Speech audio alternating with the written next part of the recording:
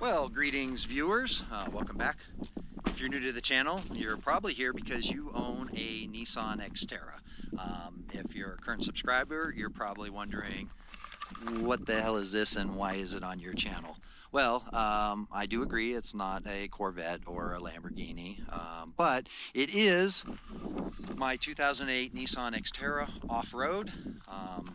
For the most part, it's bone stock.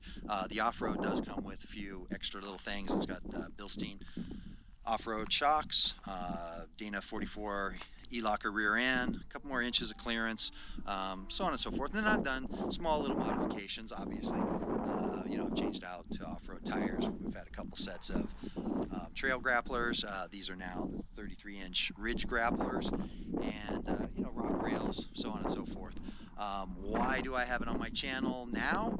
Well, I was going through all of my footage and all my memory cards and just kind of cataloging everything and clearing out space, and realized I have a tremendous amount of footage on this vehicle, and also I've vlogged almost every one of the repairs, and I never posted it. So I thought, why not take all of that, group it together, and make a Nissan XTerra mini-series, and I can just kind of break it down into episodes from either some of the adventures that we went to, or some of the debacles, like blowout on the freeway.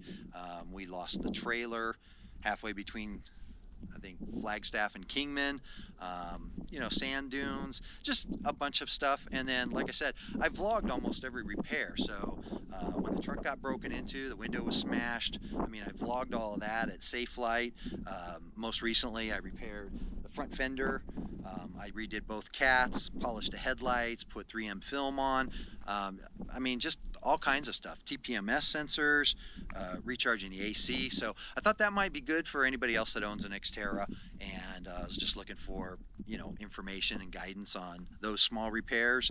And then it's also good footage for the channel, because it seems like everybody else that now has a Lamborghini or Ferrari or whatever, they're off buying off-road vehicles. So shout out to Stradman, DDE, you name it. So anyway, I hope you enjoy it, and just stay tuned. I'm going to put out those series every couple days or so, and I'm going to try to break it down into certain sections. So if you're looking at how to change the cats and the catalytic converters on an XTerra, it'll just be that particular video and that episode. You won't have to go through 30 minutes trying to find out where that is. Again, enjoy the view, and stay tuned, subscribe. I appreciate it. This is actually funny because we were just talking about it.